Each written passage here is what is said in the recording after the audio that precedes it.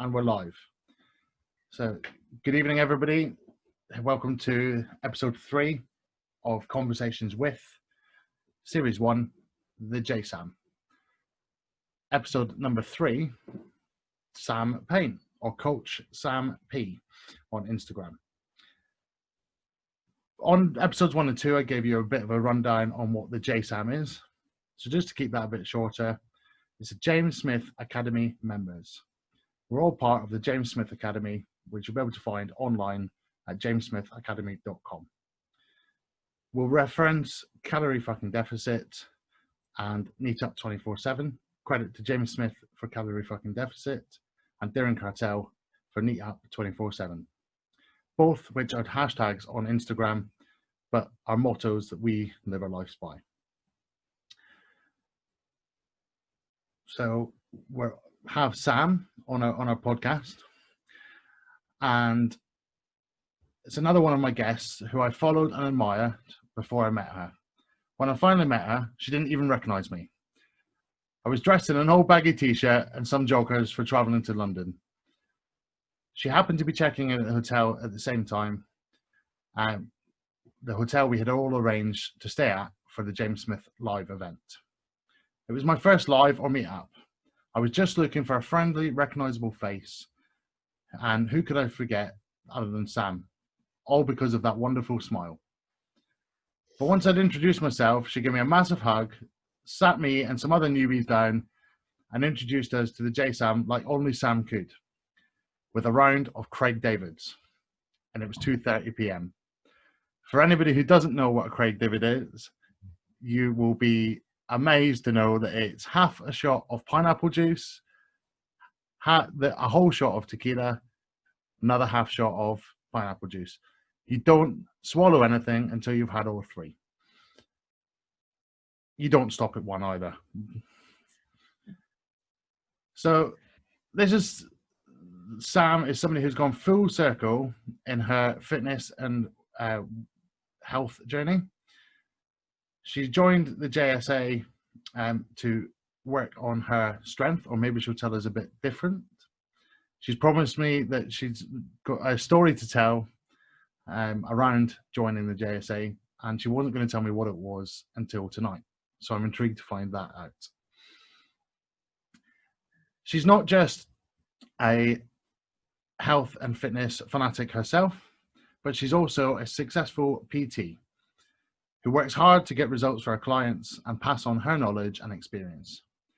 She lights up my life every day with her infectious smile on Instagram. I remember one of her stories where she played a game by seeing how many people she passed on her walk to smile back at her.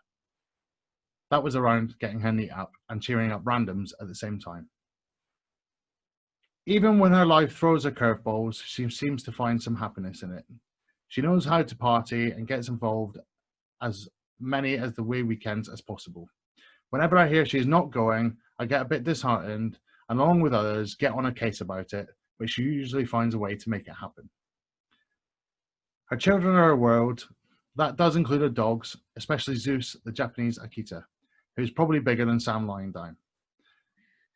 This girl lifts, and she lifts fucking well. She's always about progress and gains. She puts herself out there and probably has one of the largest Insta followings in the group. Who wouldn't follow someone with such a massive heart? But this all came tumbling down at one point last year when her account got hacked overnight. But within 24 hours, she was back up and running under Coach Sam P, and it was like it never happened.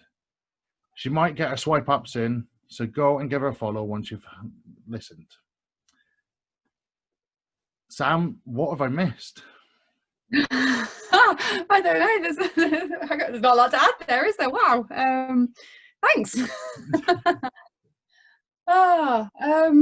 Yeah, thank you for that.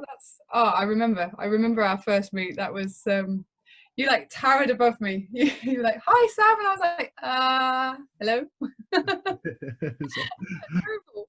It's one of those moments where you meet people, you're like, I know I should know who you are. Very long train journey, and I was tired, and I was desperate for that Craig David. Instagram, we were chatting yesterday, and we were saying that Instagram doesn't quite show you what people's height is. No, no. For anybody who doesn't know me, I'm 6'8", so I do tower over 99.99% of people. Ridiculous at all. I was like, wow. Give a good hug though. There's a lot of me. How would you describe yourself as a person? How would I describe myself? Loud. I don't shut up regularly. Get told that I need to quieten down a little bit. I like to smile, so I think I'm quite a positive person. I'm very smiley. I do like smiling.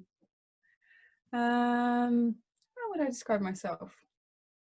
Passionate, definitely. Yeah, if there's something I'm working on or I'm interested in, then I go all out for it. If I've got a goal, I'm on it. If I've got a task that I'm doing for work, or if I've got a client that's got a goal, I'm focused and I go after it with absolutely everything I've got. So yeah, I'd say probably passionate is a good way to describe me. So I definitely think that comes across. And, you know, especially about your clients. You know, you're always posting about looking forward to those sessions with your girls. Yeah, I know that you said the other day that you only coach women, not because you're sexist, but because that's what works for you and that's your market. But yeah, I know you're really passionate about them getting results, and them being able to go on maybe the same or similar journey that you've been on. Yeah, absolutely. Seeing them achieve is so much more important to me than anything. There's nothing quite as rewarding as seeing one of my girls reach a target that she didn't think she'd get. That doesn't necessarily mean weight loss or anything aesthetically. You know, when they put an extra 5 kilos on the bar when they do a back squat, it's just the look of wonder on their face when they're like, oh wow, I can actually do it. It's like, yes, you can. I love it. I think you're a real advocate for women that lift, and the happiness and joy on those, like you said, on those people's faces when they do it. For what could be or may have been, I think less now, but previously may have been deemed as playing a man's game, which should never have been the case. And I know that James Smith advocates it, is, you know, go and lift and walk into those dreaded free weight sections in the gym and take over. It's, and it can be really inspiring when I'm in the gym seeing a woman go and put more plates on the bar than I can. And it's like, go on, so do it. I've seen a big difference personally, just since I've been coaching and since I've been using the gym, on the amount of women that now feel more comfortable in doing so. It's not as taboo as it was anymore for women to try and build muscle. It's not as scary as it used to be for women to walk into that free weights area. I think it's becoming a lot more common, which is absolutely amazing to see. I think, am I right in saying that it's more about strength than building a physique? Like a bodybuilder physique. Yeah, absolutely. I find with my girls, once I put them onto a strength training program or a resistance training program and they start to learn what their body can do physically, it becomes so much less about what they look like. And you know, I have so many clients come to me that are like, oh, I want to lose a bit of tummy fat, or I want to lose this, or I want to make gains here, or this, that, and the other. But within a couple of weeks of being on a program where they're starting to see a difference in their lift and the difference what their body can do, how strong they're feeling in themselves, suddenly the aesthetic side of it goes, and they start to feel stronger in themselves. And when you start to feel a little bit stronger, your confidence comes out. And when somebody starts to feel confident, they're not necessarily looking for those physical changes anymore because they're feeling better about themselves and how they already look. So, especially when they put those few extra kilos on the bar, it's a massive increase in confidence that you can. And men get that increase in confidence as well from doing that. So it's Friday night, Sam. We talked about Craig David's.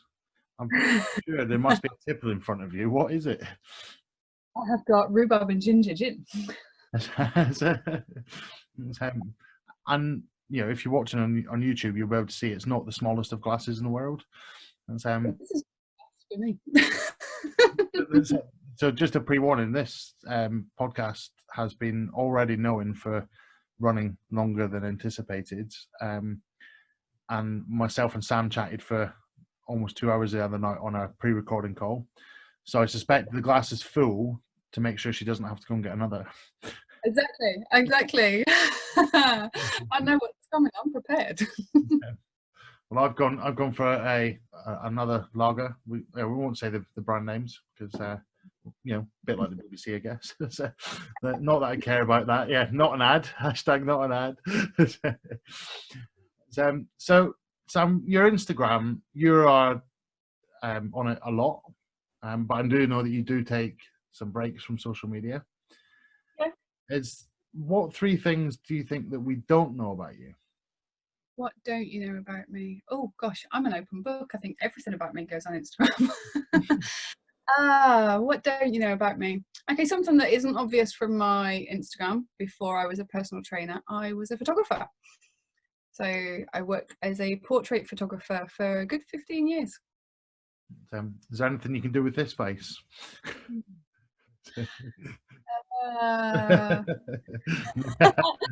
Thanks. So did you say for 15 years? Yeah, so I graduated uni in 2005, 2006, can't remember. Yeah, and I worked as a self-employed portrait photographer from then. What was the change to PT? When did that happen? 2017. Yeah, 2017 I qualified as a fitness instructor. I'd been on this whole fitness journey and I started attending a boot camp. My friends dragged me along. It was absolutely not something I was interested in doing. I didn't want to be there, but it was a boot camp on the beach, which was local to me. And I thought, you know what, I'm going to give it a go. I'm going to try something new. And I went along and I loved it. I absolutely loved everything about this boot camp. It was amazing. The group support was brilliant. I got so into it, got so hyped up. So I started attending regularly. And the guy that ran the boot camps was looking to expand his business, putting on more classes, and he was looking for an instructor. And he said to me that I would be an ideal candidate, and he'd help me put me through my instructor's course. So yeah, I went. So it was an opportunity you couldn't refuse then? I didn't think I'd be very good at it, but as soon as I mentioned it to all my friends, they were like, do you know what, actually, no, you need to go for this, you need to do it.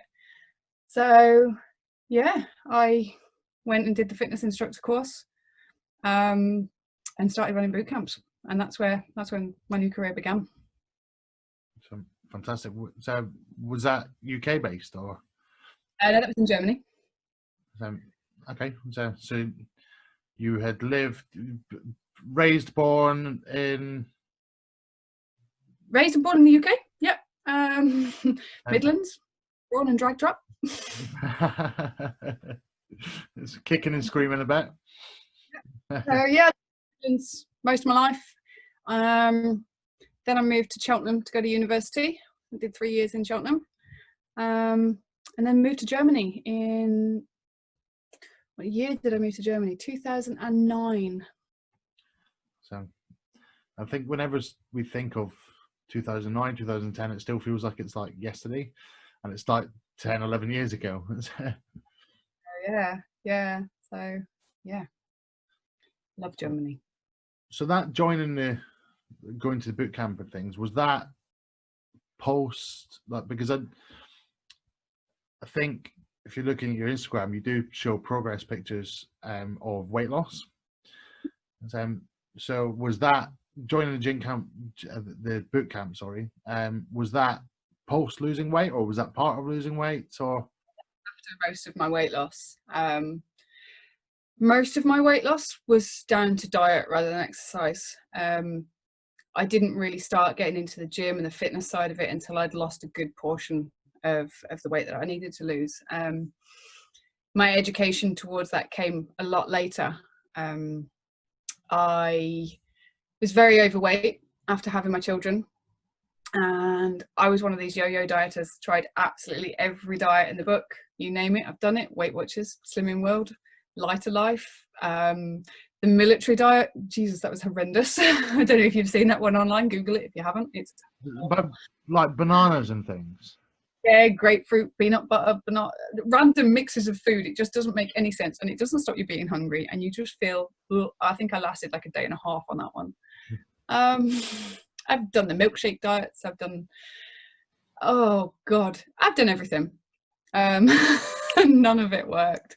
You know, you have this bit of weight loss for a while and it goes down, and then you give up because it's boring, and it goes back on, and then you lose a bit more and it goes off. And yeah, so a lot of my weight loss had been up and down for a while until I started calorie counting, and I started tracking it, and that's when I managed to get it off and keep it off. So it's about probably 5 stone down before I started really looking at exercise. And then I started to do home workout DVDs and things like that. And then I started running. So yeah, the fitness side of it came a lot later, and just added on to helping me lose the last little bit of weight. But that's when I really started to think about what was needed to lose the weight properly, rather than trying everything. And I think that's a really important message, that actually you can lose weight by simply managing your calorie intake. 100%, yeah. The extra bit out is for those extras, but you can do it manageably by just controlling what you put in your mouth. Yeah, 100%. I said most of my weight loss, at least 5 stone of it, was just from diet, from, you know, controlling what I was eating, not overloading my plate, not eating all the different snacks here and there, and just really thinking about what was going in.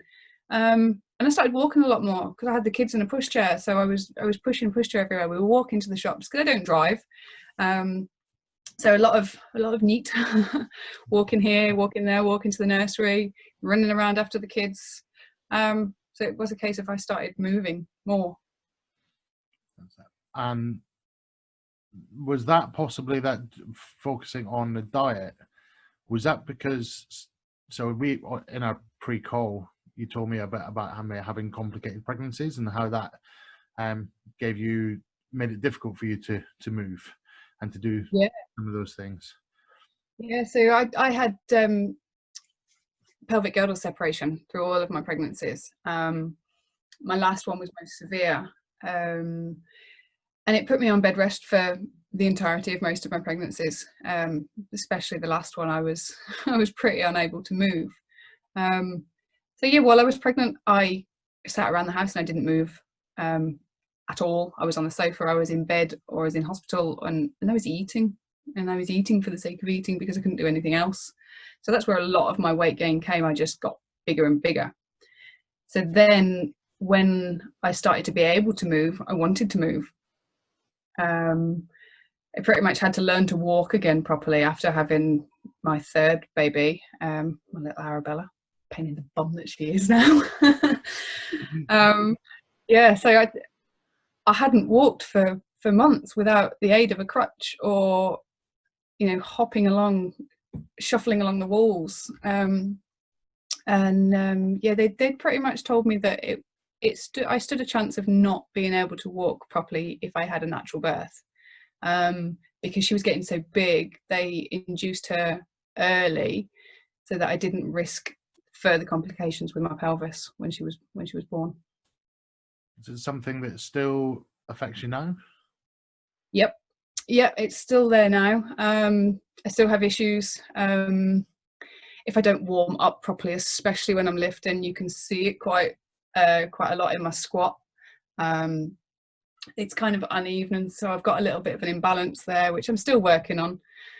I've been working on it for a while, but yeah, it's still there. As my hormonal changes throughout the month, there are certain periods throughout the month where it gets worse, where it's painful. In the winter, it's horrendous when my pelvis gets cold. I still feel the pain, but it's manageable now. it's nowhere near what it was when I was pregnant. Absolutely not. Yeah, it's a lot better now. Fantastic. So managing your calories and things. Just before we joined the call, Sam was telling me that she was looking forward to a takeaway tomorrow night.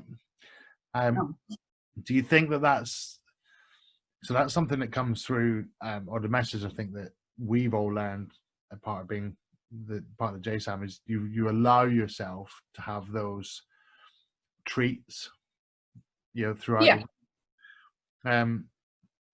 Kind of what's your strategy for doing that?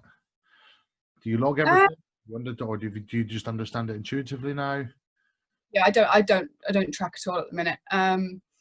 If I'm being quite strict with myself and I know I've got a goal to hit, I will track religiously. But at the minute, I don't tend to track. I think because I've been doing it for that long, I have a very good idea of what calories are in things. So I can look at my meals now and guesstimate what sort of calories I'm eating. So I suppose without really thinking about it throughout the day, I am paying attention to what calories are going in. Especially my protein. I always try and make sure I'm getting enough protein in my diet. So I do pay a lot of attention to that. But when it comes to treats, I don't like to label them as treats, to be honest. It is just foods I like. I'm going to enjoy my food. If I know I'll be having a meal that's heavy in calories, then I might not have something the couple of days before that's going to be as heavy. I might have a nice light meal because I know I'm going to be eating something heavy. Or I'll go for an extra long walk, or I'll do something to counteract it. I certainly won't beat myself up about it the next day like I used to. I think too many people get into the mindset of you've got to punish yourself with exercise when you've had something to eat, when you've had a treat or a cheat meal, or however people call it. The amount of people I know like, oh God, I had a takeaway last night, so I've got to go for a run today and burn it off. Well, I think when you get into that mindset, you're punishing yourself for eating something that you like, or I just don't think it's a very good habit to get into. So I just make allowances throughout the week. And I think that's that's a big. You did track your calories when you were going through this, your weight loss.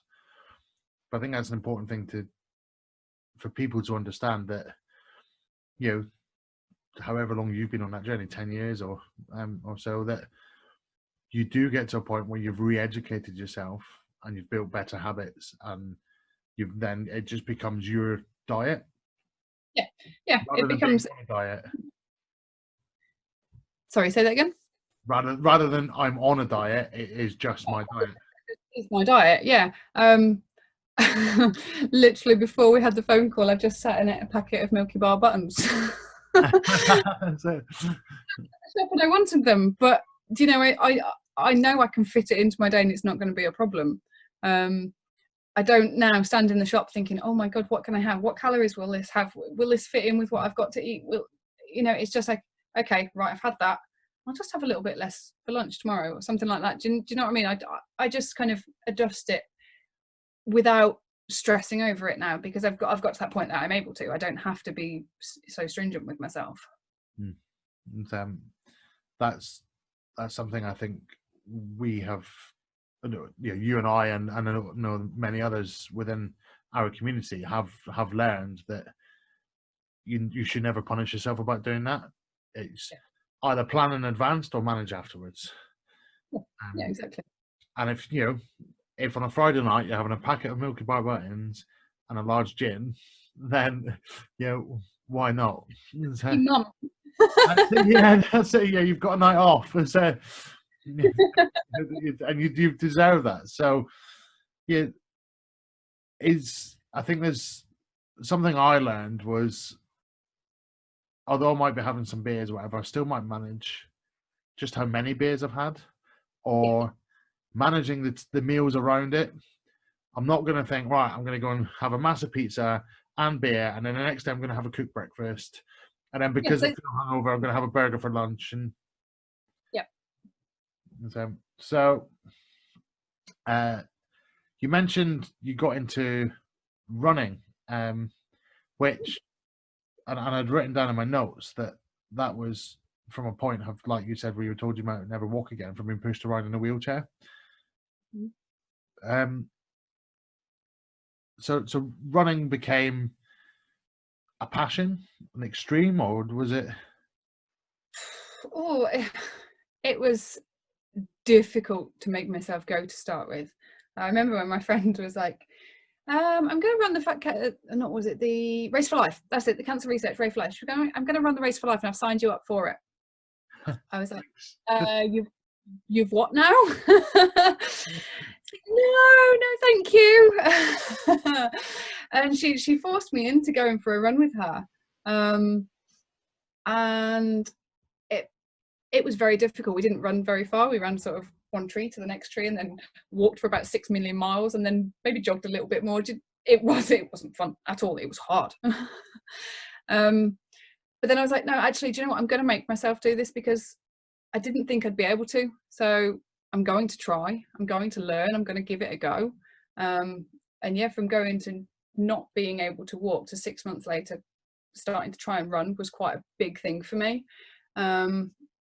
And I'd only run a little bit. We managed the Race for Life. I think it was like 45, 50 minutes or something. It wasn't fantastic, but we finished it.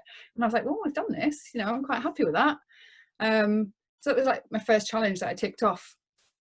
So then I was like, well, actually, do you know what? I want to see what I can push myself to do. I want to see if I can challenge myself. So the same friend, I messaged a few weeks later, and I was like, so you know, you signed me up for a race. I've just signed us up for one. And it was the London Moonwalk, which was 26 miles. So she'd signed me up for a 5k, and I was like, no, we're going to do the moonwalk. And it was really exciting that we were going to do this, and I was really, you know, walking 26 miles doesn't sound that hard. It's horrendous. It's hard. It's really hard. I didn't think power walking would be quite as difficult, but it was. So we did that in 2015, and then did it again in 2016, because it was just such an amazing experience, and I loved it. And I remember talking to my friend Naomi as we were going around on the one in 2016. I said, you know what, next year I'm going to run it. And she was like, you're mental. And I was like, no, next year I'm going to run a marathon. And on the train on the way home from that, I signed up for Brighton Marathon in 2017. I think a lot of people do that with running or triathlon, or they get this buzz, and while they have that buzz and that adrenaline rush, there's an immediate sign up to something else. Yeah, the marathon was a big thing for me. I never ever thought I'd be able to run that far. Previous to doing the moonwalks, I'd only run sort of 5k, so I was still working on that. But the marathon in Brighton came on the 10-year anniversary of losing our first 2 pregnancies. So I ran for a cause that I raised money for quite regularly. I ran for Tommy's, which is the baby charity. And I ran in memory of the 2 pregnancies that we'd lost 10 years previously. So it was a very, very big thing for me to do that, not only as a challenge for myself after having 3 very difficult pregnancies following 2 losses. It was something I had to do for me to prove that, you know, actually this is kind of the ultimate challenge for me. This is what I need to do. So I did it.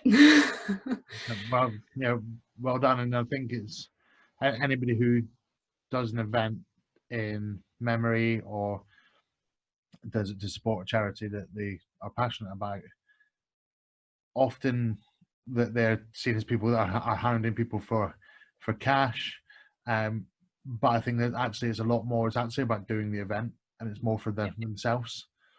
You know, I'd say I've done a couple of events in memory of my mum, and it's, you know, it's not about collecting cash. Yes, if we can make some cash for a charity that I support while I'm doing it, then I absolutely would. But actually, it's about that memory. And well done on completing a marathon. As you must have done it in about 3.5 hours, I would have thought. So. Wish. It was 4 hours and 26 minutes. And it was the most painful 4 hours and 26 minutes of my life. It was a very emotional experience, but it was one of the best things I've ever done. Honestly, the people of Brighton along the marathon route were just unreal. They were so supportive the entire way. A couple of moments I actually remember crying while I was running because it was just very emotional on the day. Yeah, it was a really good experience. I loved it. I remember crossing the finish line and thinking I want to do this again. 24 hours later I was like, no. No way, Jose. I came out of Brighton Marathon, and because I'd come back to the UK to do it, because I still lived in Germany at the time, I'd come back for 2 reasons. So I'd come back to do the marathon, but I also came back to do my personal training course. So I ran the marathon on the Sunday, and I did the first day of my personal training course on the Monday, which was 8 hours in the gym, which was painful. And then the second day we were back in the gym, and I have never felt pain like it. I was sat in the classroom for the first 10 minutes and my whole body seized up, and they were like, right, we've got practical in a minute. And I was like, I can't move. Like, how am I supposed to pretend to be a personal trainer? I can't move. That's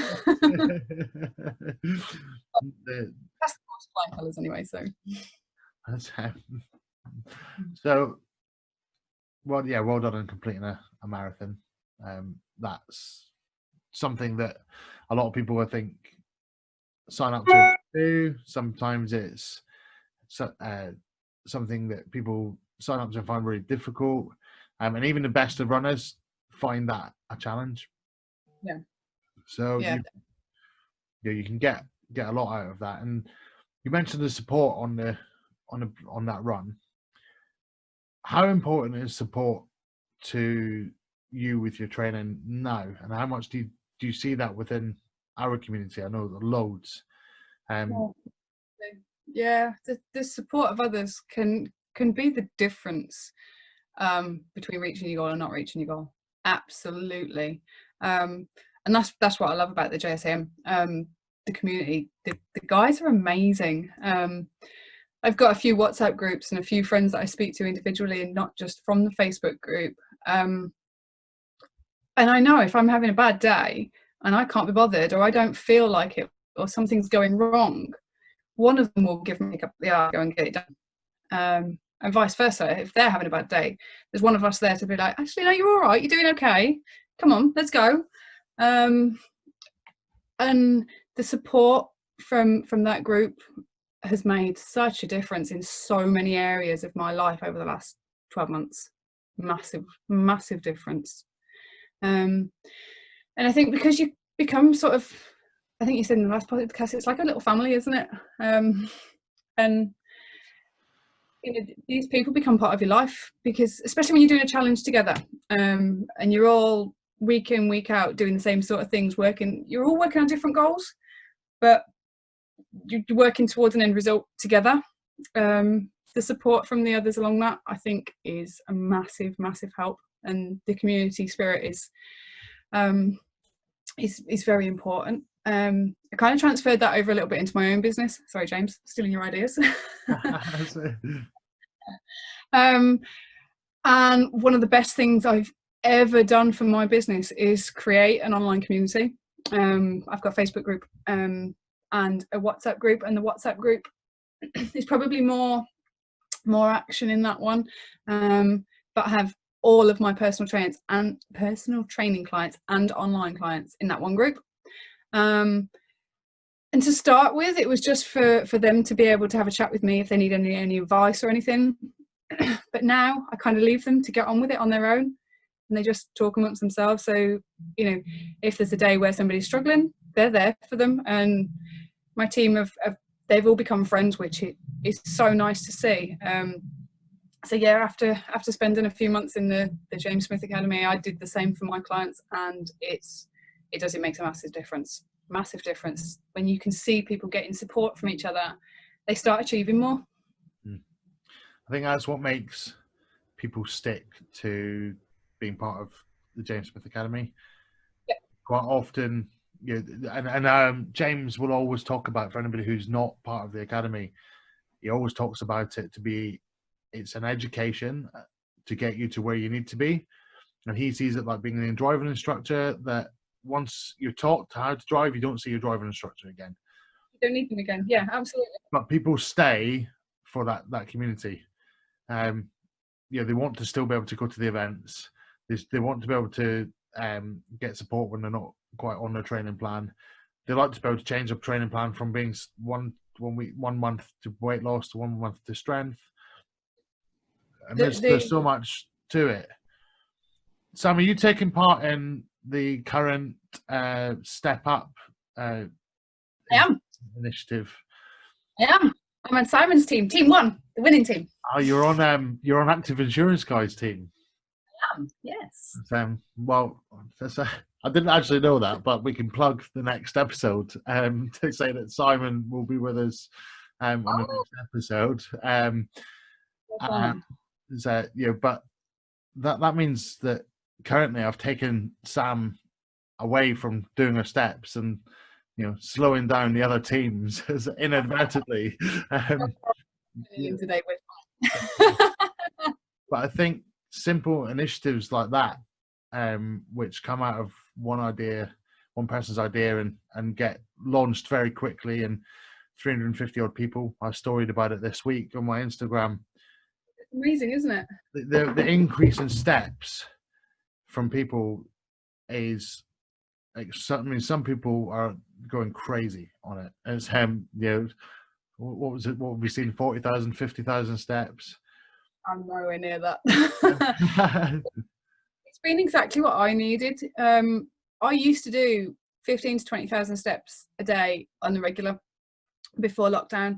I'd do the school runs. I'd be on the gym floor all day. I'd be coming home and doing my housework, looking after the kids, walking the dog. I was on the go all the time. So since lockdown and being in quarantine and stuck at home, I've reduced my steps massively, and I was struggling to hit sort of 10,000 steps. Some days I was doing like 3,000 or 4,000, and that includes I'm outside training and I'm walking the dog. So it's very difficult to get my steps in with 3 kids.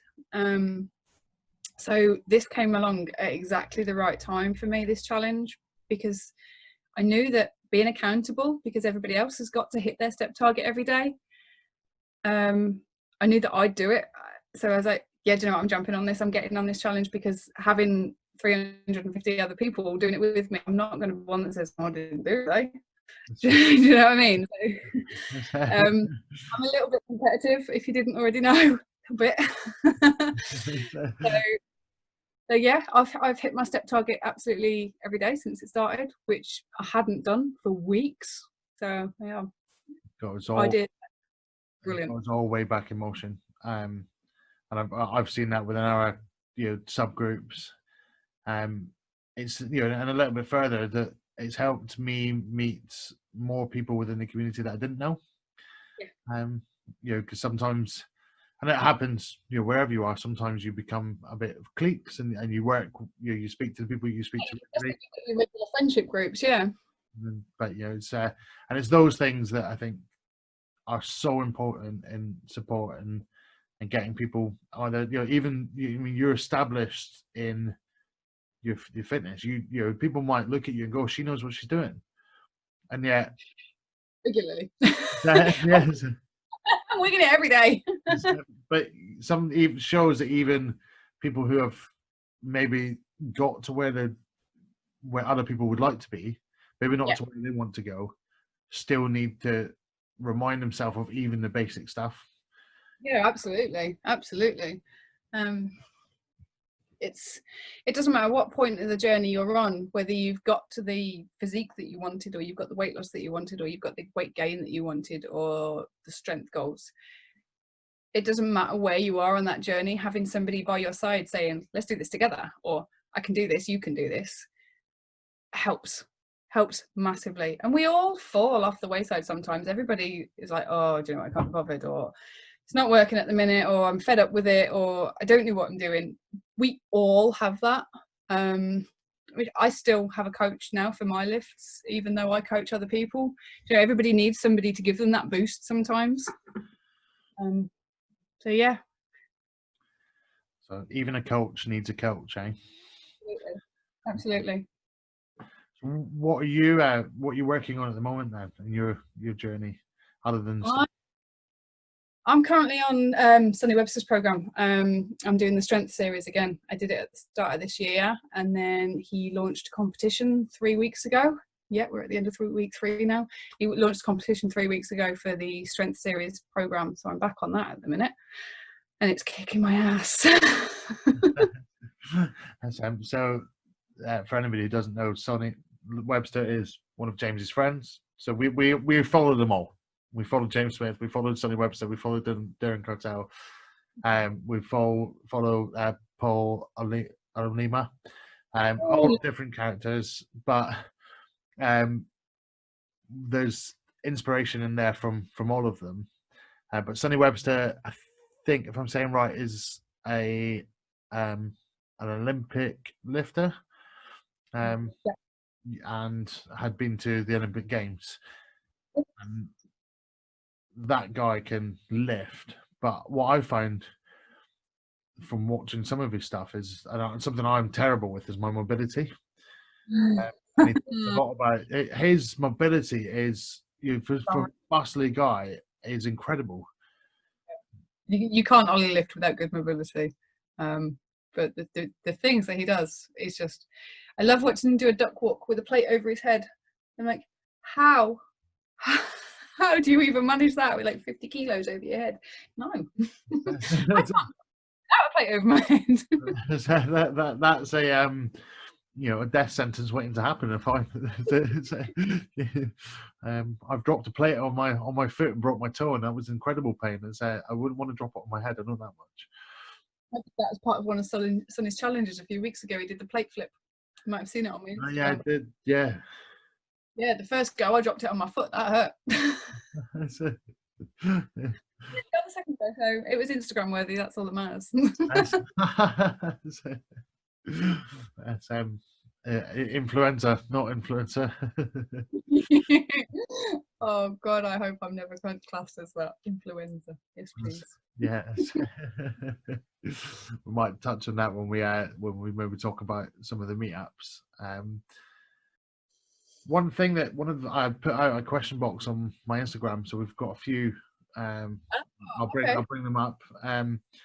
But Becky, who I know, she lives in Bristol. She's probably a lot newer to her journey than maybe you or I. But she's asked, how do you go about juggling your fitness and your own journey with being a mum and working? With gin.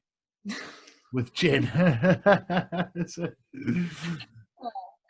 Do you know what fitting it in is? It's hard. It's really hard, and some days I'm knackered. Yeah, it's all about balance. You've got to get the right balance, and towards the end of that last year, I really struggled with that balance. My kids were in childcare quite a lot.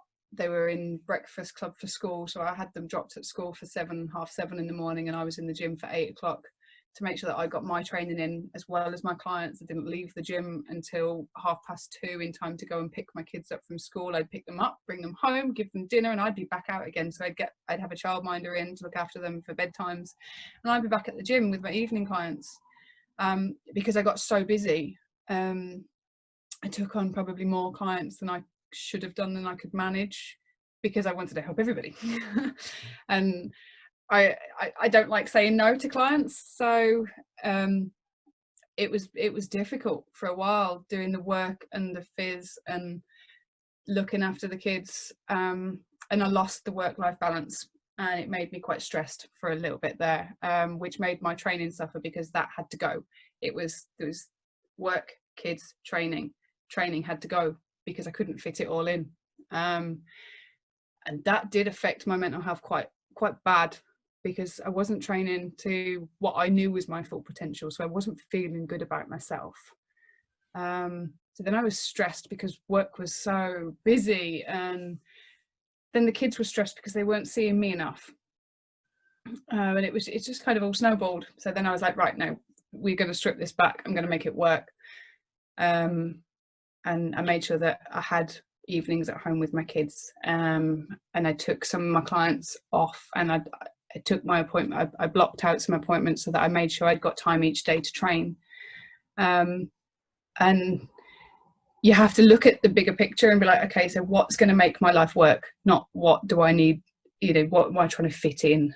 You have to set your own schedule and be like, right, how can I make it all fit into these boxes? And a little bit of sacrifice from elsewhere to, because being a mum is great, but as a single mum, it must be even harder. But to, and there's many JSA members who are, young single mums juggling that find that a challenge. Young single dads that find that a challenge as well. But you've got to say, I would thought, no, I can't really comment. I'm a young single man without kids, but I can do whatever I want, whenever I want. But you've got to find that discipline, I think, and say, no, do you know what? That hour, I'm doing something that I truly love and truly want to do. You have to be a little bit selfish with it. You have to.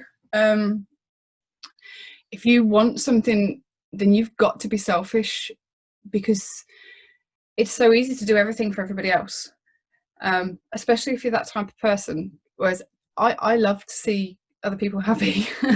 I'll do whatever I can to make somebody else happy. I like seeing people succeed. I like seeing people with a smile on their face.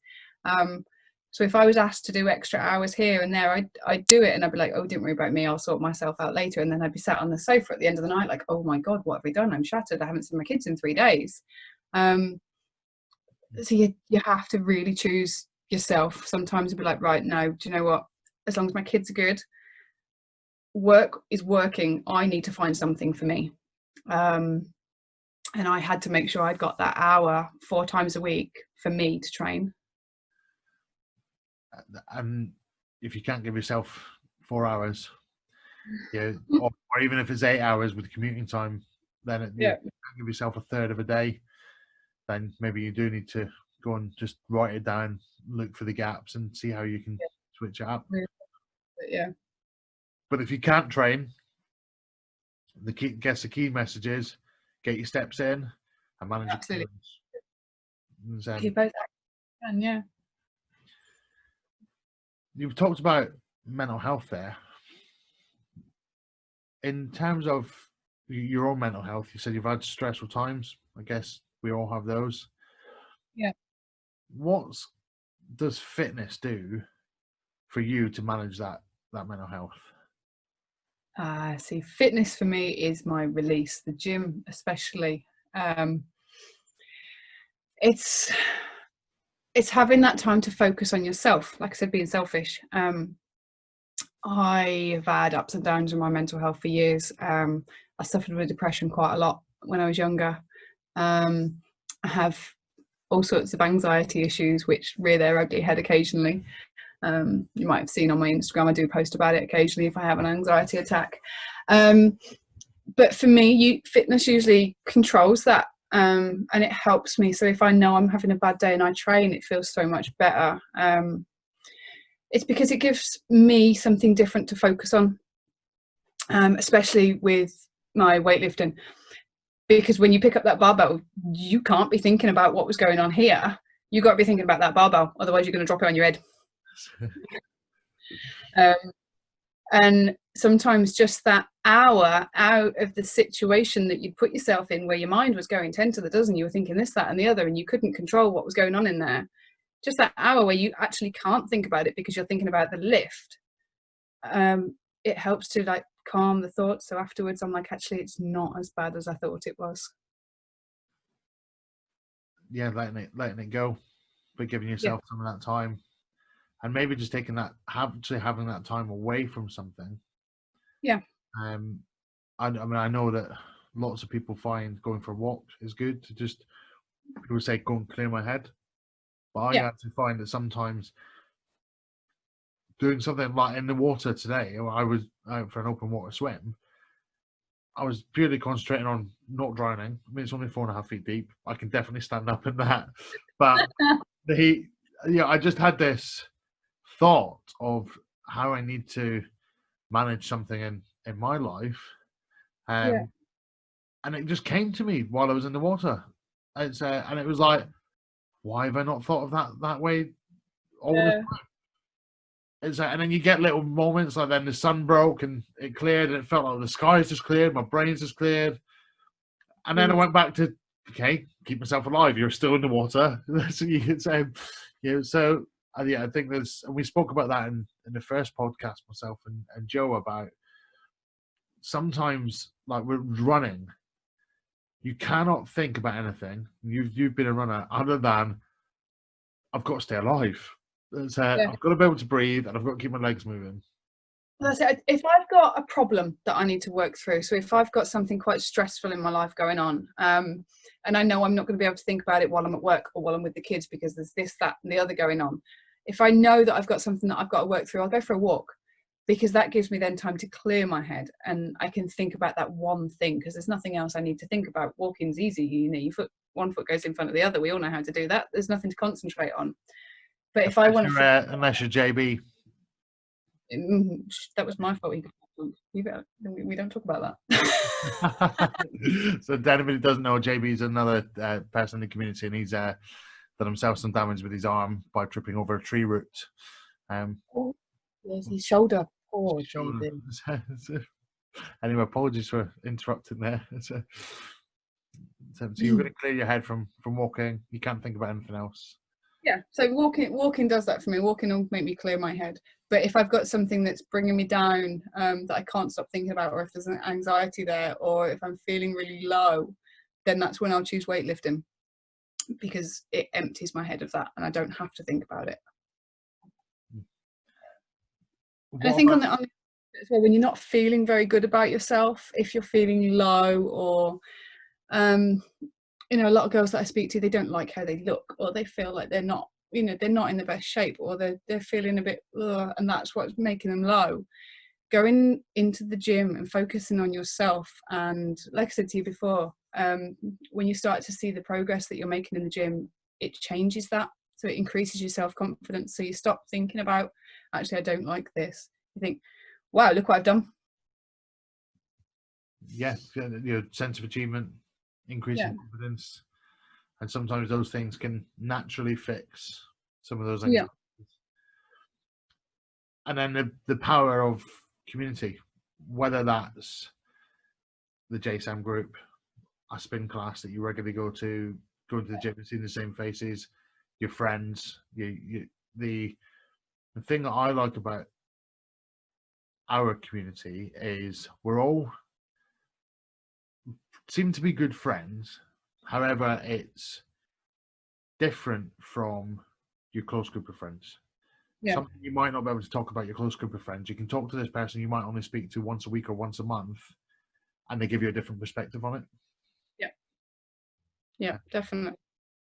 It's having that break away from your real life, and I think that's what I found when I first started with the JSAM. It was a group of people that weren't involved in my real life, and I could just be myself. And if I had a problem, I could say that I'd got a problem, or if I needed somebody to talk to, then I had somebody to talk to that wasn't there in the situation that I was living at the time, and didn't really know, what my life was like. I could be like, okay, this is just the bit I'm going to tell you.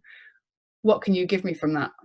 There was no bias, so it was nice to have those kind of opinions from people, and I think that's what brought me closer to certain people and made friendships. And then those friendships now actually are part of my real life, and some of the friendships I've made since joining the JSAM, I know they are friends for life. Literally, they know me inside out. And I think that's a real testament to what it is. People tend to join based on what they see from James himself, but they stay because of the people that are there around that. Yeah. Bunch of alcoholics. Yeah, just we're not scared to admit it either. We're just alcoholics that have to manage every other part of our life. Oh my god, Jesus. Well, I was about to say send it, and then I remembered we were on a podcast, which is we do play drinking games on each other and drop each other DMs when somebody posts a picture of them in a gin and they're planning to just sip and enjoy a gin, and then somebody says send it, and you think, oh, and then we do it. I got very drunk last weekend doing that. Pav made me send 4 shots of tequila. So anybody who doesn't know what send it means you've got to get rid of the drink, but in a one, whatever it is, however full the glass is. And it should only really be played when we're having our weekends away, but it's become the norm to do it when we're drinking by ourselves at home. So we are a fitness group, promise. But we do account for what we were drinking until the point we can't remember what it was anyway. So. If you don't count, they don't count anyway, so. I hope not for that. I don't mean that. Yeah. Log everything. Don't forget about it.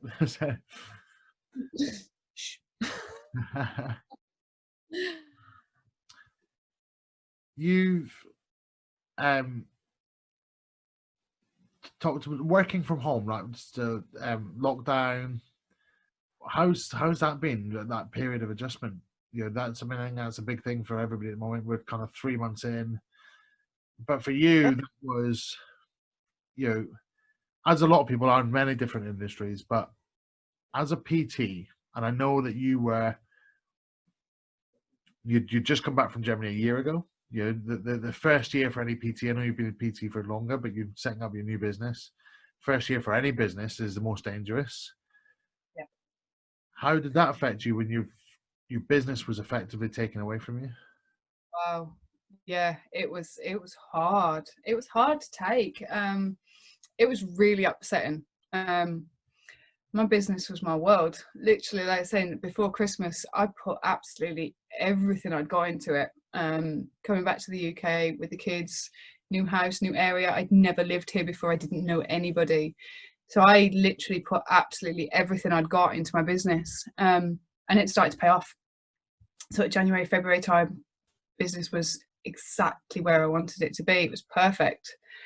And then overnight, it was just taken away from me. And it was hard. It was hard to take. I actually cried that night. Yeah, I was going to finish my last client. It was Friday night. I was going to finish my last client. Just about to leave the house when the announcement came that he'd closed the gyms, and my WhatsApp group went off. The girls were all like, "Oh my god, have you seen?" And I was just leaving the house. I was like, "I can't process this right now." So I got to the gym. My client Hannah came in, and I was just like, "We can't talk about this. We just need to get through your session." And at the end of that, she'd left, and I was just sat in the gym on my own. And I was like, "Wow, what do I do? What do I do?" And I was really sad, because it wasn't just taking the gym away from me, which is a big thing for me, for my mental health, for my training. It was my business. It was my money, my income, my only income. I've got bills to pay. I've got 3 children to look after, and it was all just gone. Adjusting to online took me a while to get my head around wanting to do it. I'd worked online PT before. I had a few clients, so I had an existing client base already.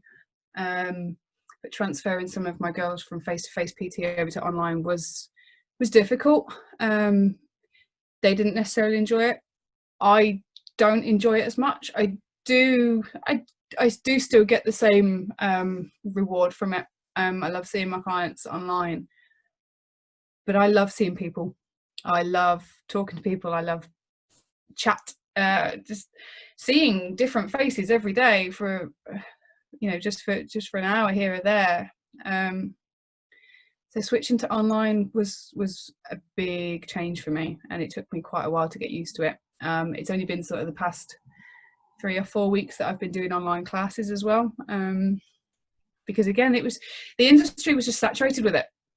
Everywhere you looked, there was online PT, there was Zoom classes, there was free content being put out all over Instagram, and I was like, well, where do I fit into this? You know, where should my business sit here amongst all of this when there's so much available? And although I really believe in myself as a personal trainer, and I know I've got a loyal client base and they all believe in me, transferring that to something that was already very popular with other people in the business was quite a scary concept, to be perfectly honest with you. Yeah, I can imagine that was, yeah, you're sat in almost probably what was an empty gym by that time of night, and you're thinking, I won't be able to walk back through this door for an unknown period of time, and we've all had thoughts like that.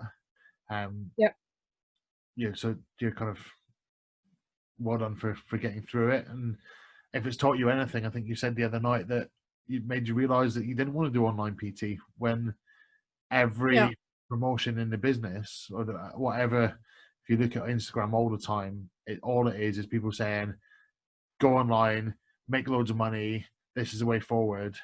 But it showed that actually there's going to be PTs out there that pride their business on being personal. And I remember talking to you at the live, and I was asking you about it, and you were like, that's the one thing you said is, it's got to be, if I'm going to be successful, I've got to be me, and I've got to be personal, and I've got to love my girls. And I think I said that at the top, that yeah, that's got to come through. And you mentioned that your girls are really loyal to you, but I'm a big believer in loyalty. Starts by being loyal yourself. Yeah. And you know, loyalty comes through in many different ways. But that's one thing that I think within our community that is there's a lot of loyalty. Absolutely. And you know, loyalty from us to James, loyalty from us to each other. But it really exists. But also being loyal to yourself. That's absolutely. It's very easy to follow the crowd and do what everybody else is doing, because that's the way we do it now. But if that's not who you are, then you haven't got to do exactly what everyone else is doing for the sake of it. No. Don't be a sheep. So, in the interest of being loyal, Sam, you promised me that you were going to tell me what it was that made you join the JSA. And this is I'm anticipating juicy gossip here. So, show your loyalty and let me know what it is. Probably one of the very similar reasons to most of the females that join the JSA, to be perfectly honest with you. I had a massive crush on James Smith. Well, he doesn't listen to this show anyway. It's fine. Told him. They said, James Smith, they jumped on him. Well, I was speaking to Simon on Wednesday. And I mentioned you were coming on. He was like, "Oh yeah, I remember that very revealing bikini." For IFS. So the International Fitness Summit was run by James and his colleagues, friends, and I know that a whole lot of the JSA went because James had asked if people would support him, and they went for the party. But you'd got very involved in the events and things as well, because I think obviously being a PT, you wanted to learn. I went for the business side of it mainly. We know I like to party, but yeah, I went for the business side of it mainly. But my biggest drive to get there was because Sonny Webster was doing his workshops, and I was absolutely desperate to do that. But me and Jack turned up to IFS in our bikinis that we'd had designed with James Smith and Duran's faces on our bottoms. I won't say what was on the bikini tops, because I don't. Not everybody likes that. I lose fingers when I post that on Instagram. yeah, check out Sam's Instagram. But the meetups and things, then, right? So you tried. I know that you're desperately disappointed when you can't go. Yeah, and along with others, like I said, have been. As soon as it's like you've not posted anything about going, we all know that that means that there's something in your life getting in the way of that. It's not that you don't want to. And then is the right word, bullying begins. I regularly for that. Oh, the meetups. My very first meetup was Belfast in May last year, and I was bricking it, absolutely bricking it. I'd met all of these people online. It was the end of the challenge party for the first challenge that I'd done, and I really wanted to go and meet some of these people that I'd made such good friends with over the last 12 weeks. But I lived in Germany and the meet was in Belfast, and I was like, how am I going to do this? I had never flown on my own before, ever. I'd never left my children overnight before. And some of the guys talked me into it, and on a whim, I booked a ticket. And next thing I knew, I was flying to Belfast. And I was so scared the entire way there. And I felt sick getting off the aeroplane. And I had Jack on the phone, Jack Davies, if you don't know her. She was on the phone telling me which bus to get, that she'd meet me at the bus station. And I literally got off the bus and she threw herself at me and threw her arms around me. And it was the biggest hug I'd ever had in my life. And I was like, oh, wow, I've never met this girl before, but she's amazing. I love her. And we got to the hotel, and I was really, really feeling sick by this point because I didn't know anybody. And I remember the doors opening as we got out of the lift onto the floor where our room was, and I knew that a few of the others were staying on the same floor. And the doors opened of the lift, and they were all stood there, and I was like, oh fuck. They're literally there in my face. All these people that I did a little square on their profile picture. But it was the most amazing thing in the world because every single one of them gave me a hug and said hello. And you just kind of feel like you've known these people for years. And I was really surprised that when we spoke, to learn that you'd only been part of the JSA for what's probably now 14 or 15 months. Because to the new guy, when I was only probably 3 months behind you, it looked like you were one of an old timer in it. Yeah. And it just goes to show that the group is very inclusive and it does welcome new people, and don't feel that if you join today that you couldn't turn up to a challenge tomorrow. Don't turn up to a party tomorrow, because with the JSA, you get out what you put in. So if you put yourself out there to meet people, you're going to get a lot back from it. If you put yourself out there, introduce yourself, have a chat, comment on posts, post stuff. If you're too nervous to post, just comment on other people's posts, have a chat, inbox somebody if you've got a question. People like to talk. If you sit there in the background, you're not going to get as much out of it as if you put yourself out there. Just say hi. It's such a lovely group of people. Yeah, get involved, and but build those relationships and friendships first. By, I guess it could be seen as being a bit of a stalker sometimes, but follow them on Instagram, like their posts, comment, get involved, and it will come back to you. And it's not about people building their social media or getting the most likes. It's about supporting the community, and get involved in our Facebook group, which, if you're a member, you'll be admitted to. But if not, you'll have to go to the academy, join up, become a member, and get involved. So you mentioned Jack Davies, who's a young Scottish lass, who's got a number of tattoos, and could be maybe seen as a bit eccentric. That's a box.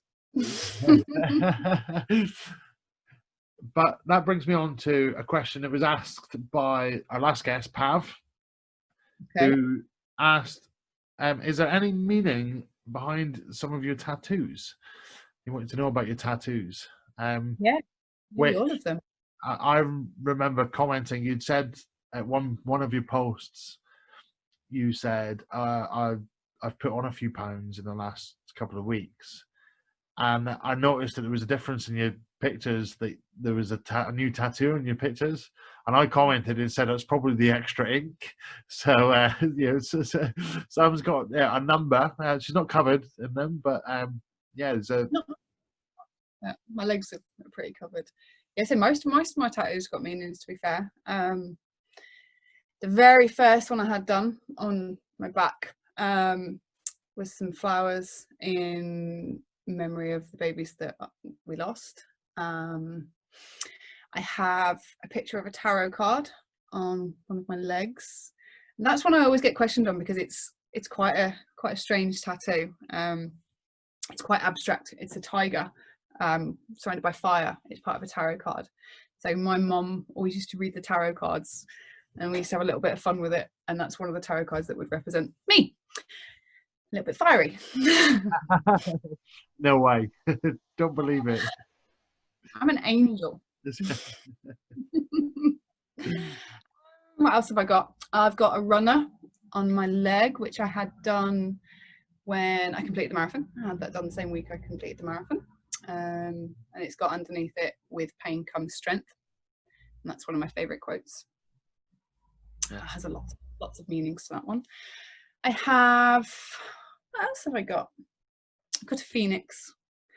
Love my phoenix. My phoenix was tattooed on me. It was the very last thing I had done before I left Germany. Kind of end of one life, start the new one.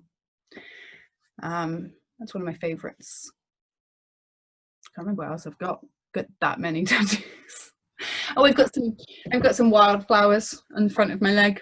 They're in memory of my grandma, because she always used to have beautiful flowers in her garden. Yeah, I think that'll do.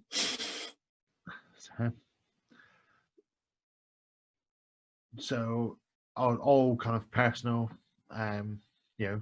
I've got a few tattoos, and they're not as detailed and as nice as yours. Mine were done in a bit of rush, but they do have meaning behind them. No, they're not everybody's cup of tea, but yeah, Pav asked that question. It's better than his usual questions that he asks on my Instagram, to be fair. It probably throws in a few spanners in the works, I would have thought. Famous question, I love getting it. If you put a question box on JSA or on Instagram and you have Pav comment, you'll know which question I mean.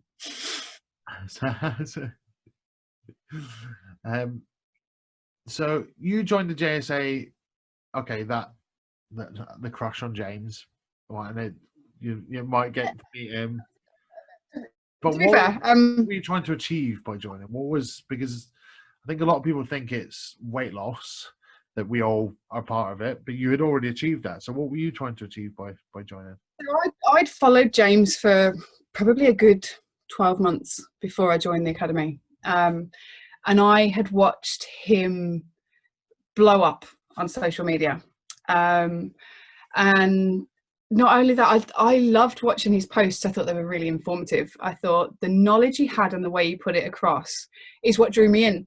The no bullshit, basically. And I loved his way of putting it across because it was so simple.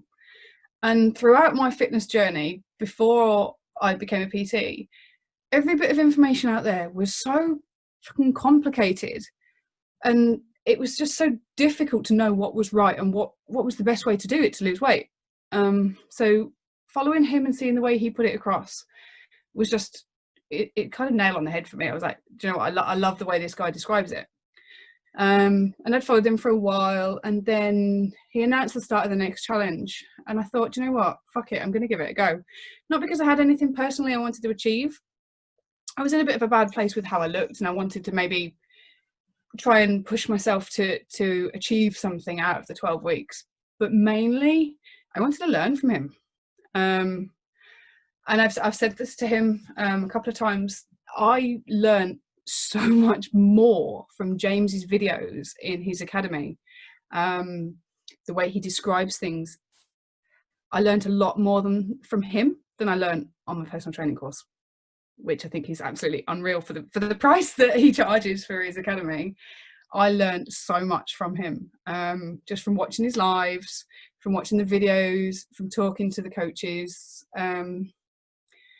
Yeah, without knowing it, he's the one that's made my business grow so much better, because my knowledge grew just from being part of the academy. And I think that that's something that we try to share. Is it something you try to share with your clients, some of that knowledge? Yeah, absolutely. So everything I've learned is what I pass on. I mean, we all have our own ways of delivering it, and there are some things that I don't agree with the way that James says it, and I'm sure there's some things that I would put across to my clients that he doesn't agree with. Everybody has a different way of doing it. But yeah, a lot of what I've learned from his videos has been so much easier to take. It's almost like bite-sized pieces. Like, do it make sense? Why have we got textbooks with it so complicated when it's just so much easier to, you know? And from the videos I've watched from his academy, I've then gone and researched more, which helped me learn a lot more. Some of the things that I've learned from his podcasts as well has really helped. That's made me then go away and research, which has made my business better. I've heard his podcasts are rubbish, and you should just listen to this one. It's not that I'm inspired to do these by listening to James's, but some of James's knowledge I've personally passed on. I'm not passed on, but I've recommended women to look at James for his knowledge on women's cycles, what that means to weight loss, what it means to training. That is something that is not even discussed on a personal training course. It's something that I'd never even looked into before. When I first started following James, I was a very new PT, so I still had a lot to learn.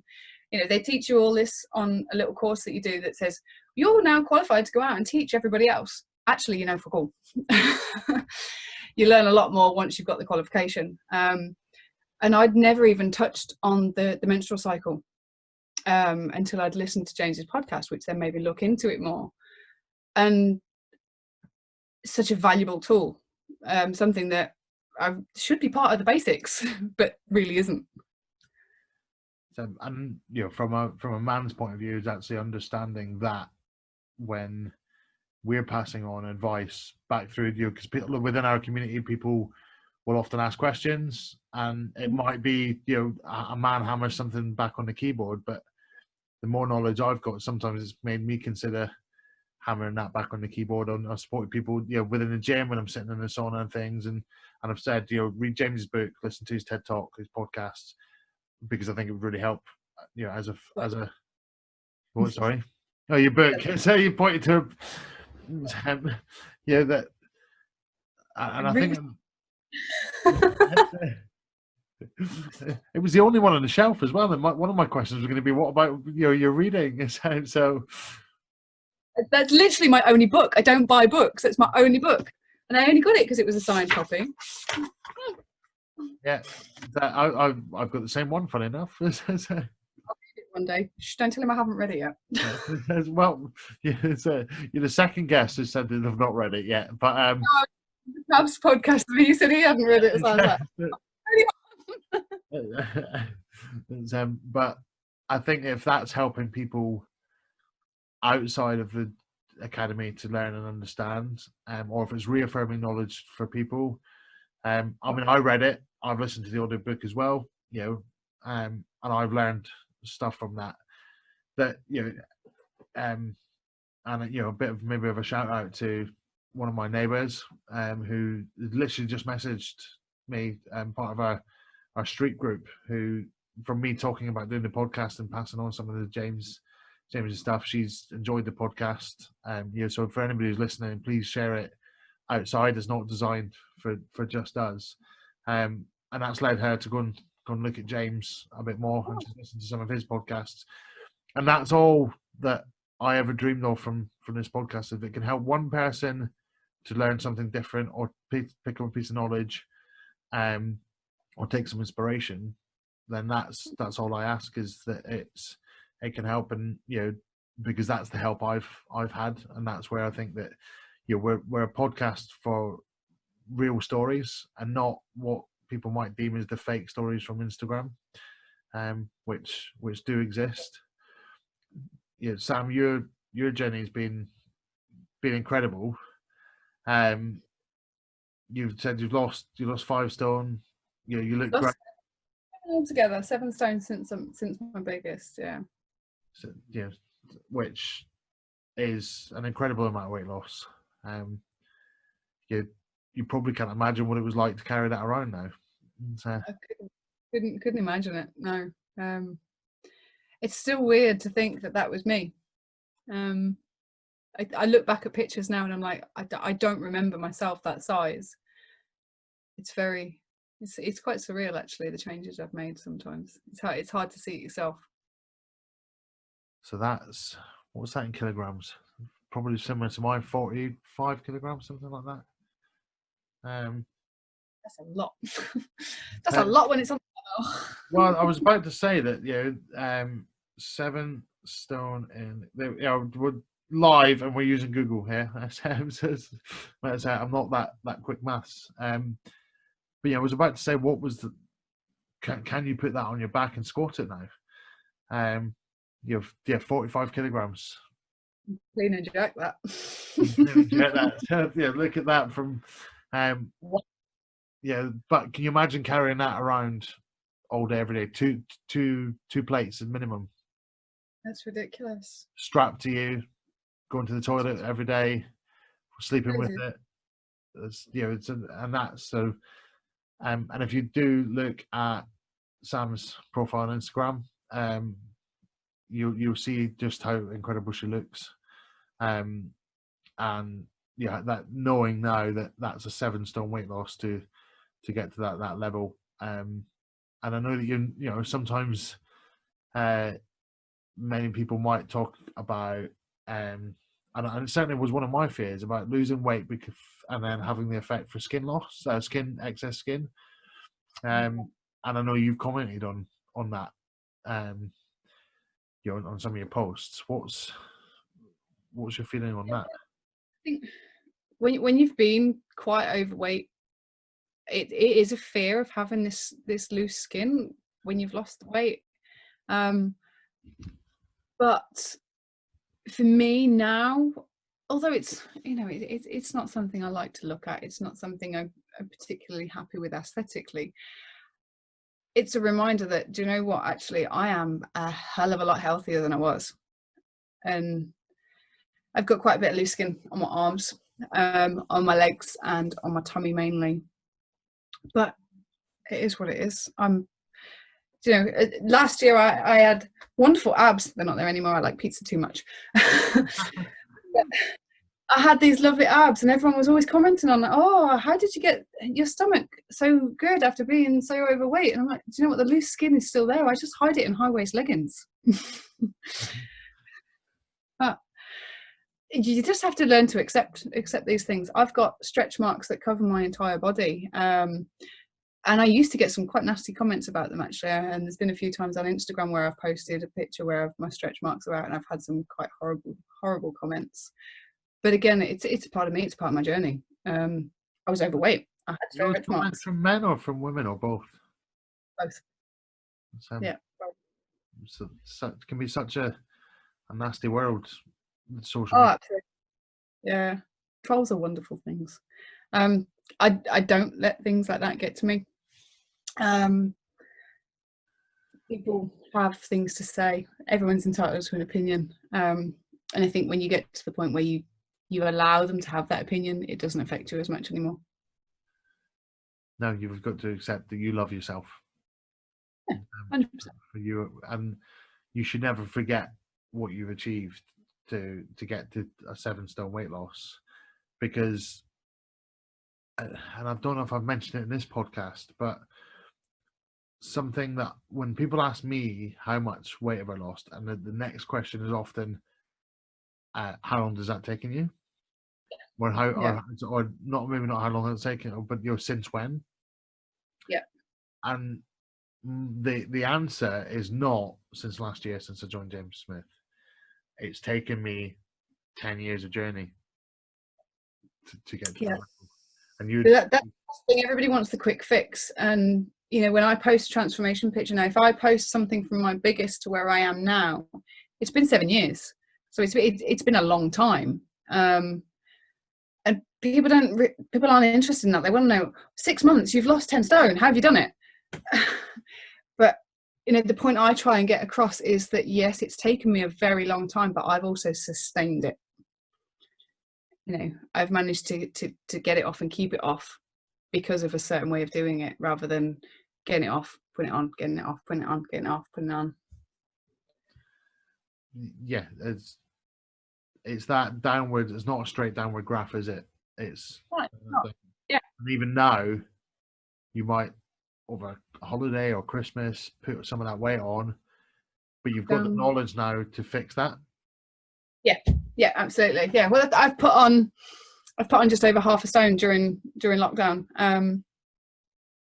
Is what it is. I know when I get back to being more active, it will come off again. I know how to correct it. This step challenge from the JSAM is going to help me, because I know I'm more active now, and the more active I am, the more calories I'm burning. I can get back to eating my pizza. So, well, I'm aware that we're probably about an hour and 20 minutes now. So I don't want to take you away from that, maybe that second glass of gym, or because it's running low. If you're going to watch on YouTube, it's running low. I've run out of 3 beers, and once you've had 3, then you probably need a 4th. So, but you kind of we've covered a bit of advice and things throughout, but is there any kind of like key mantras or quotes that you live your life by? Any advice to other James Smith Academy members, or even outside? What's kind of maybe the key messages you give to your clients? Trust the process. Trust the process. Trust your trainer. It's not going to be a quick fix. You have to take the journey. You have to, expect it to be ups and downs. It's not always going to be easy.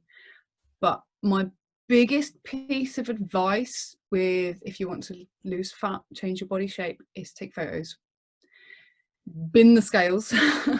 I hate my clients weighing. I will not weigh them if I can possibly get away with it. Bin the scales. Take photos.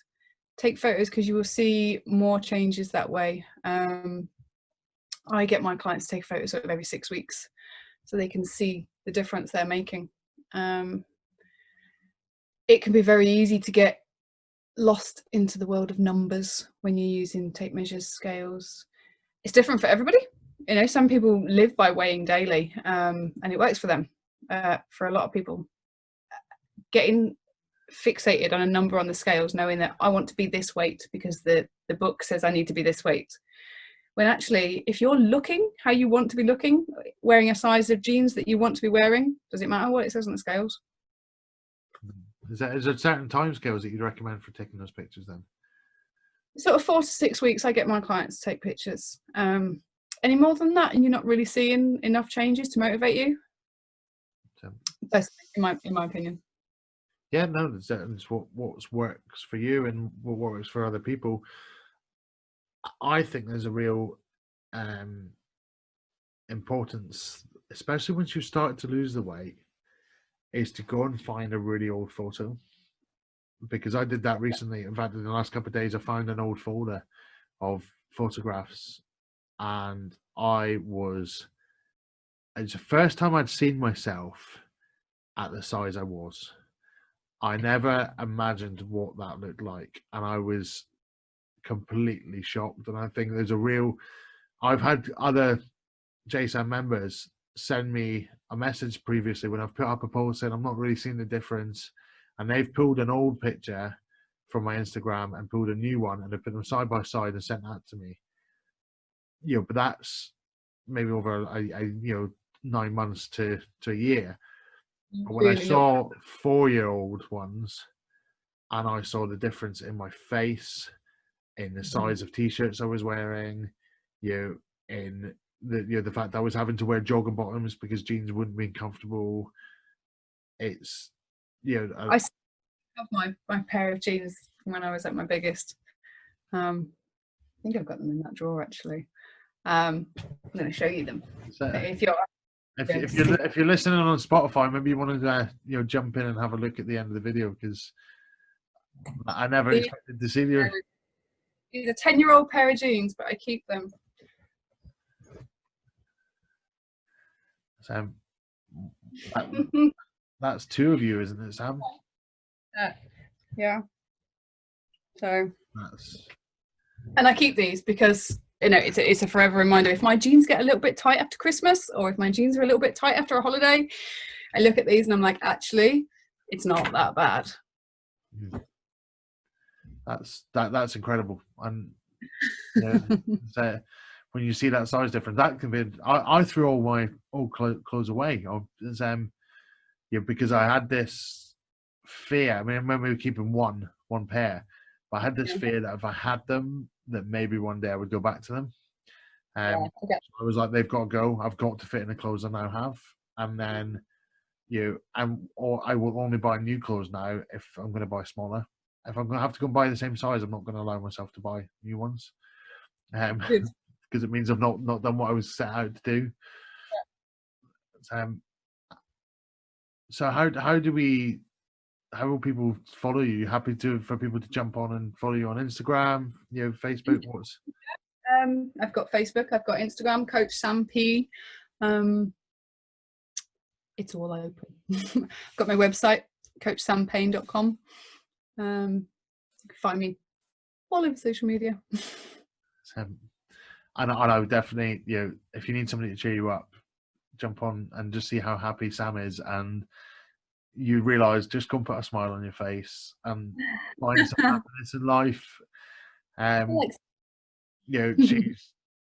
She's been inspirational to me, and that's maybe different to what other people might look for. A man being inspired by a woman's progress maybe isn't normal, but it's when you can go and see somebody clean and jerking more than the weight they've lost, it's quite inspiring.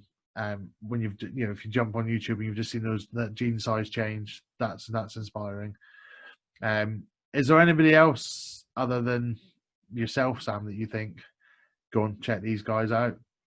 People that people should follow, maybe not just the famous people. What, from the JSM or? Yeah, who are people that you think I couldn't unfollow that person? I love the crack from Paul, Gin Laden Fitness. Is that what his name is? And he's daily rogering. Oh my god, and the Swan Gate.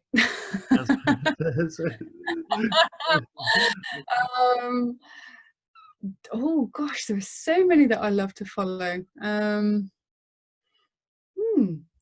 a question there. Is there anybody for your fitness journey that you think? So obviously Sonny Webster, you're picking that up. Is there other inspirational people that you think actually I check in on them regularly? Do you know what? I don't think there is actually. I don't tend to take inspiration from other people's journeys for my own. I like watching people achieve, but I think my motivation comes from myself, from what I want. I have all sorts of people that I look at daily. I follow so many of the JSAM, and I love looking through the stories every day. I love watching James's stories for the banter. Do you know, I don't think there is probably not on Instagram that I would say that is inspiration, apart from everybody. I take something from absolutely everybody that I follow. Go through my follow list. They're all awesome. that includes me, by the way. I've never been called awesome before. So I went to my follow list recently, and I realised I was following a lot of accounts that actually didn't mean a lot to me. So I cut my follower list back dramatically to people that I love to watch for inspirational reasons, for the laughs, for what they give me on a daily. So I've cut my following right back. So absolutely everybody I follow now is something inspiring to me.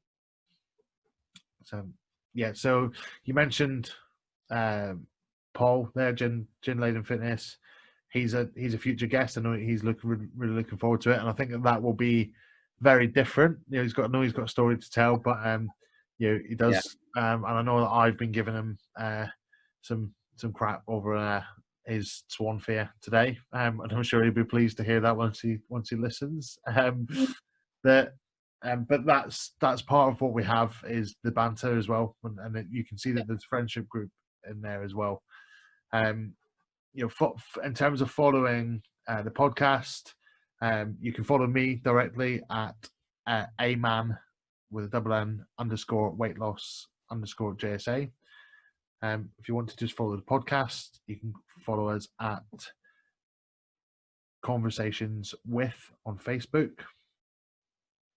And I've just had a mental block to what it is. So on Instagram, because Instagram is not great at giving you exactly what you want, because people seem to pick it up.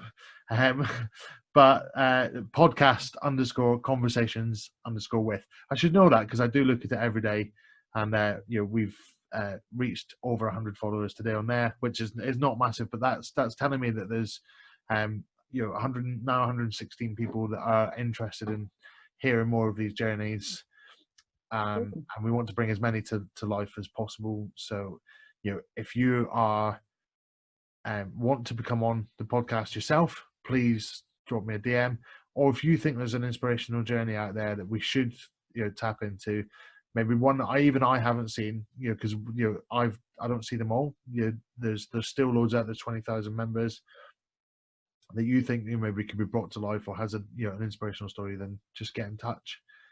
And you know, get active yourself on Instagram. If you've not, still waiting to brave, you know, following people or messaging people, do it. If you're still waiting to brave putting your pictures on the internet, do it. You'll get lots of love and support. And the next time that there's a live or a meet, please come along. We don't bite. Seek Sam out. She'll get you drinking Craig David's.